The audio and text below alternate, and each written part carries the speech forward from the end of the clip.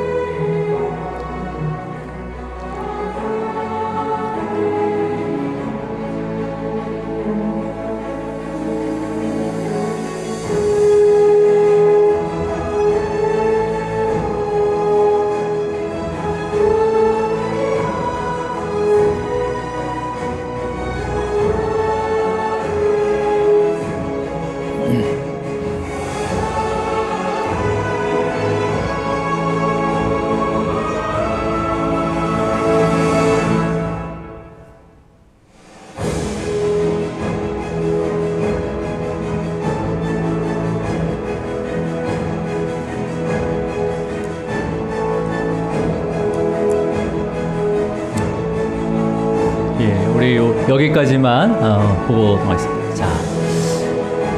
자, 어떻습니까? 3D만 이렇게 잠깐 보더라도 어마어마하죠, 그죠? 헤롯 성전이. 자, 근데 이 성전을 보면서 예수님께서 뭐라고 말씀하시는지 우리 6절로 한번 가겠습니다. 6절 시작.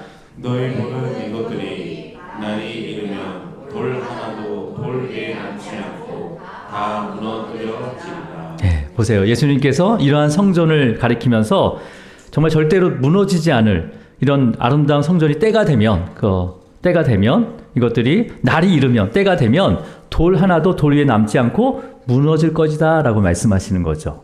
자, 그러자 제자들이 다시 질문을 해요. 자, 어떤 질문입니까? 7절입니다. 시작. 그들이 물어 이르되 선생님이여 그러면 어느 때 이런 일이 있겠사오며 이런 일이 일어나려 할 때 무슨 징조가 있사오리까.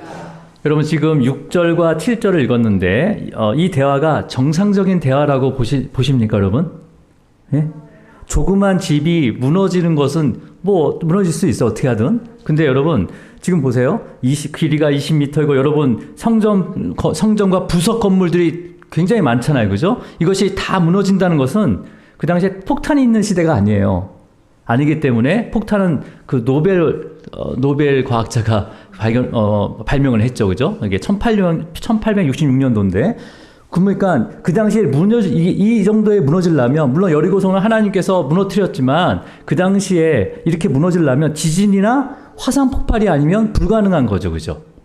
그렇잖아요. 성전 하나만 딸라는 게 아니라 그 부속 건물이 계속 지어지고 있었잖아요. 헤롯 성전이. 그러니까 그래서 무슨 징조가 일어날지 사실은 상식적으로 질문할 필요가 없는 거예요. 그럼에도 이런 일이 일어나려면 어떤 징조가 일어나는지 물어보고 있는 거예요. 여러분, 예수님께서 이 성전들이 무너질 것이다라고 하셨죠. 무너뜨려지리라라고 말씀하셨죠, 그죠? 무너뜨려지리라. 근데 이 무너뜨려지리다라는 이 단어는요, 실제로 건물이 붕괴되는 의미도 가지고 있지만, 이 헬라적 의미에는 어떤 거냐면 전복시키다, 그 다음에 권력을 빼앗다라는 의미도 함께 갖고 있어요.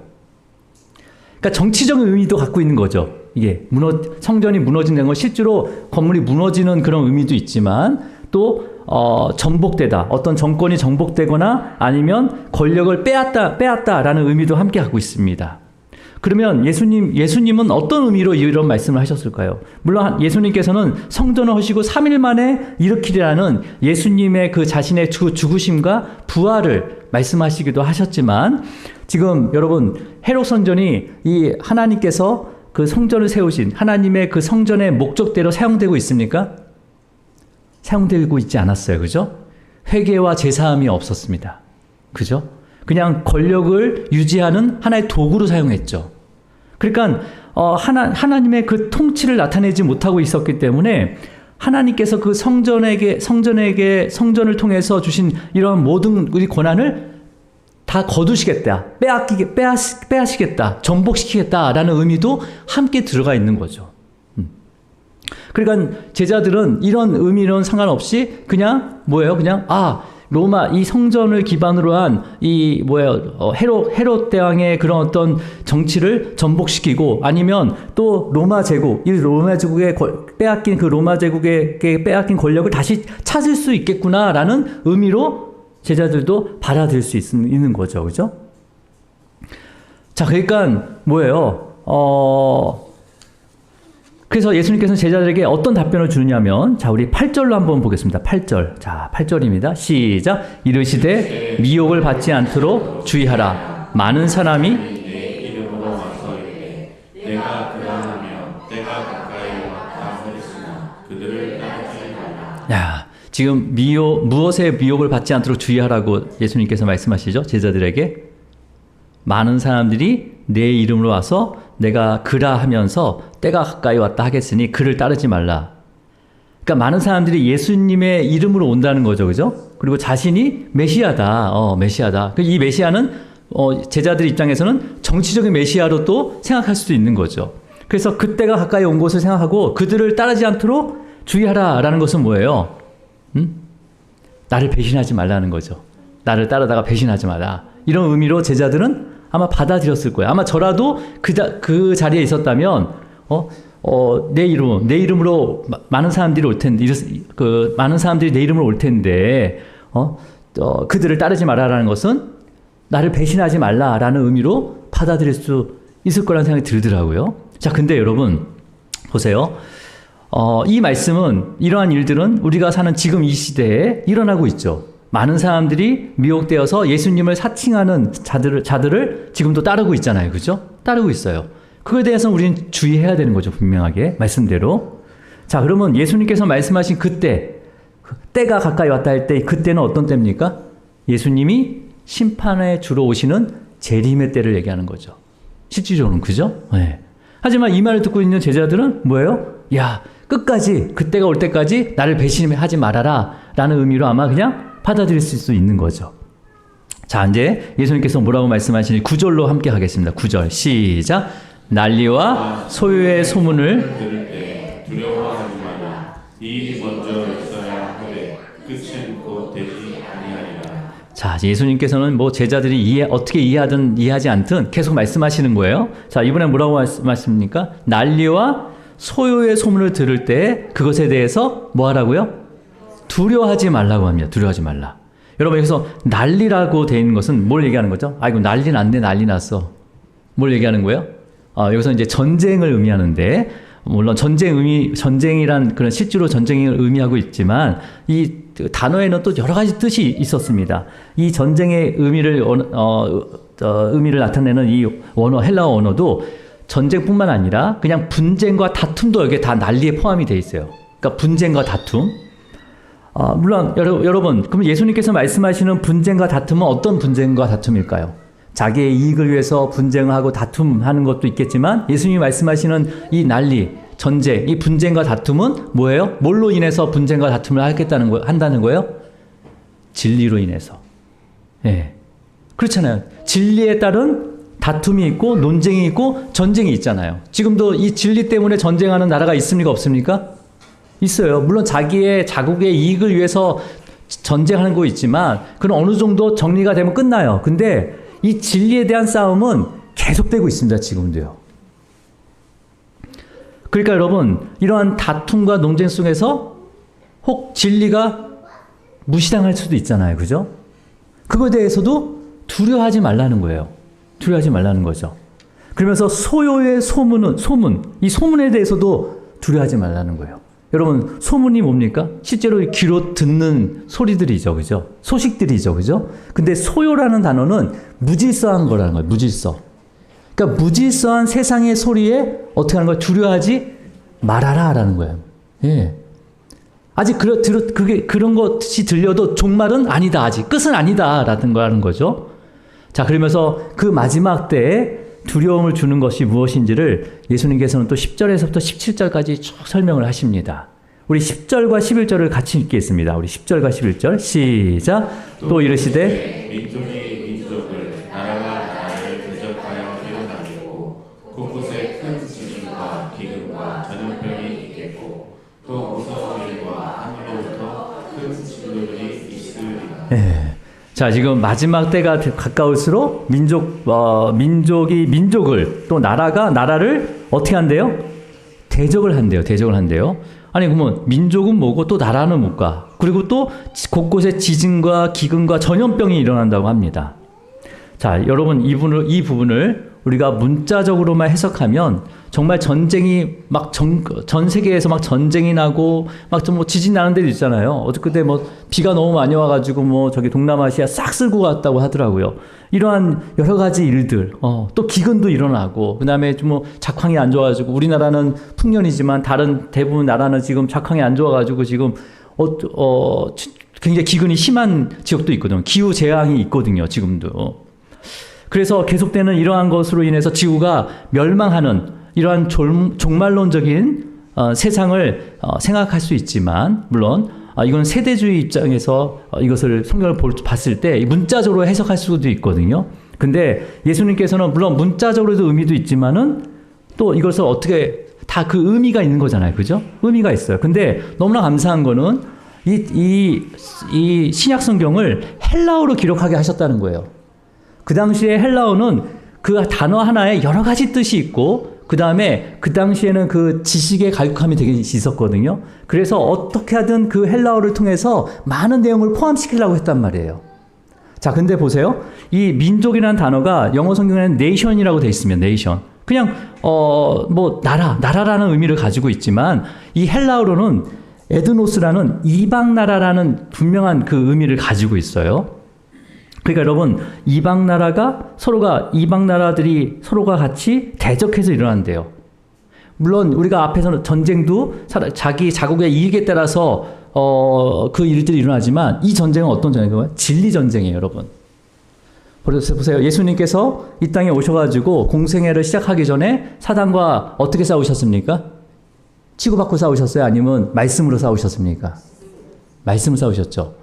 여기서 민족이 민족을, 나라가 나라를 대적한다라는 것은 어떤 의미냐면 복음을 받아들인 나라와 복음을 받아들이지 않는 나라가 서로가 어떻게 할 수 있다는 거예요?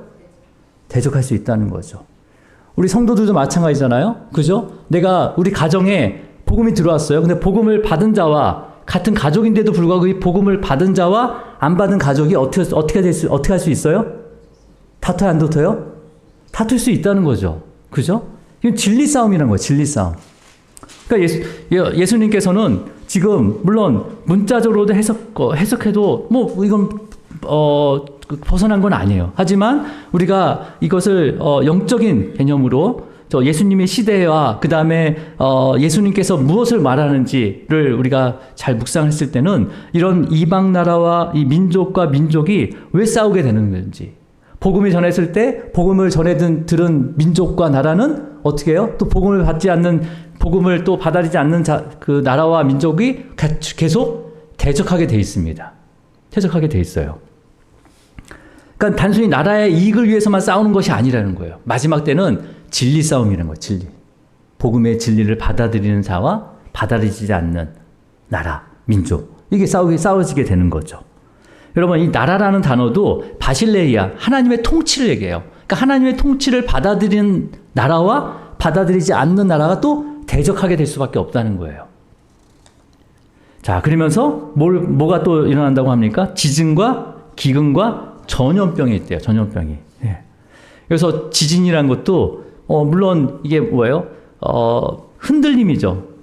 흔들림이 이게 세이스모스. 그러니까 여기 헬라어 개념이 계속 흔드는 거예요. 몸을 흔드는 거. 근데 그 내용과 플러스 뭐가 있냐면 소동과 격동이라는 단어도 있습니다. 그러니까 우리가 이 단어를 언제 쓰냐면 소동과 격동의 시대라는 표현을 언제 쓰냐면 보통 우리가 빼앗긴 나라를 찾고 자유를 향해 투쟁하는 그 시대를 겪은 사람들은 우리가 소동과 격동의 시대를 겪었다라고 표현을 하거든요. 즉 이게 어떤 거냐면 이 지진이라고 번역은 돼 있지만 이 헬라적 의미로는 어떤 거냐면 어떤 흔들림에도 진리를 수호하고 지키려는 그런 모습들을 담고 있는 거죠. 또 이어서 말하는 기근도 마찬가지입니다. 문자적으로는 이 가뭄과 수확을 못해서 먹지 못하는 상태를 의미하고 있지만 헬라적 의미는요, 영적인 기근을 더 표현하고 있습니다. 그러니까 단순히 그냥 배고프고 식량이 없는 걸로 끝나는 것이 아니라 그 내 안에 진리의 그 부재와 그 다음에 영적인 갈급함을 포함하고 있는 거죠.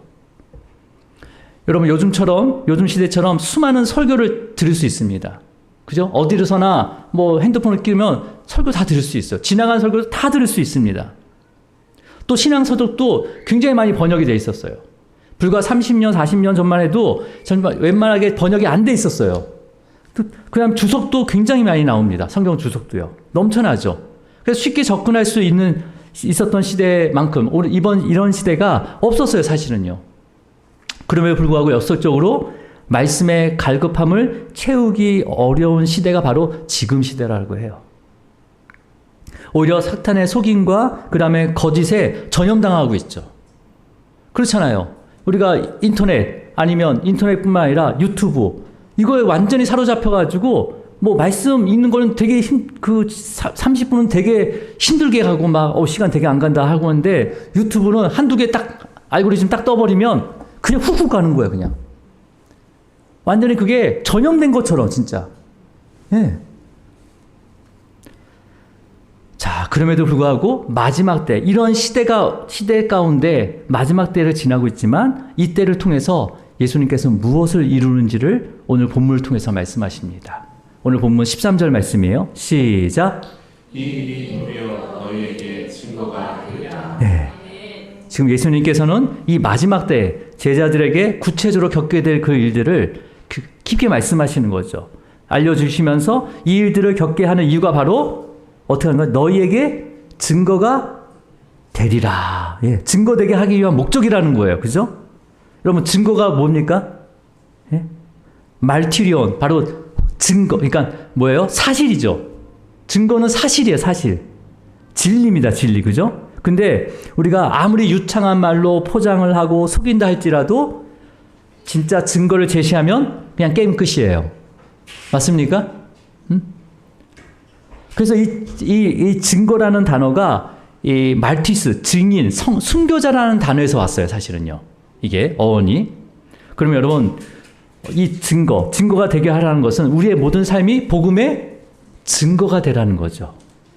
여러분의 삶의 모든 삶이 복음의 증거가 되길 축복합니다. 자, 그렇다면 여러분, 지금도 중요한 사건을 증언할 수 있는 증인들을 어떻게 합니까? 그냥 내버려 둡니까? 아니면 경찰이 아주 철저하게 보호합니까? 예, 증인 보호를 하잖아요. 그죠? 여러분, 그렇게 경찰이 철저하게 증인을 보호하듯이 주님께서는요, 이 증인될 자들을 보호하십니다. 보세요. 15절 한번 볼까요? 15절 시작. 내가 너희의 모든 제독이 능히 대항하거나 변박할 수 없는 구별과 지혜를 너희에게 주리라. 네.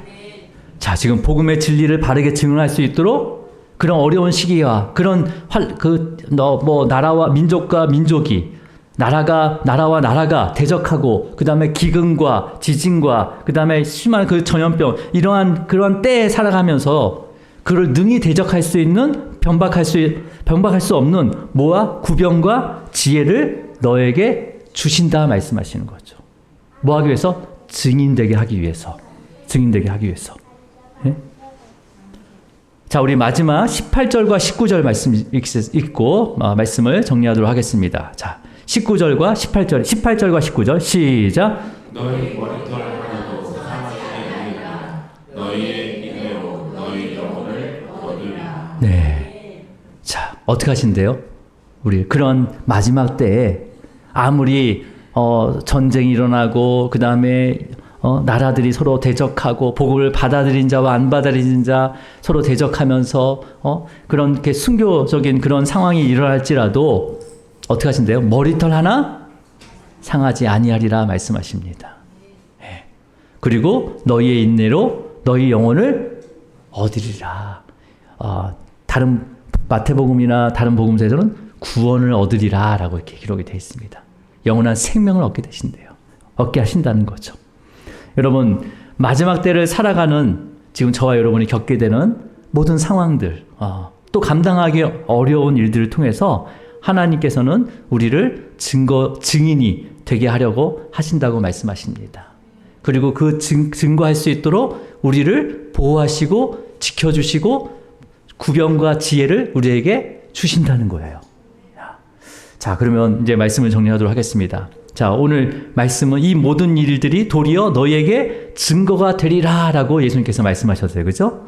그러니까 세상에 여러 가지 혼란과 그 다음에 고난과 심지어 정말 우리가 무시당하는, 우리가 믿음의 믿음을 지키기 어렵고 그 다음에 무시당하는 그런 상황 속에서도 우리의 삶을 통해서 증거가 되게 하시겠다는 거죠. 증거가 되게. 예. 우리의 머리털 하나 상하지 않게 하신다는 거예요. 그리고 우리가 대항할 수 있도록 구변과 지혜를 주신다는 거죠. 여러분, 그렇다면 우리는 이 마지막 때를, 이 혼란의 시대를 살아가면서 두려워하지 말고 하나님의 그 통치와 그 복음의 진리를 세상에 드러내는 귀한 그 증인의 사명을 감당하길 주님으로 축원합니다. 기도하겠습니다.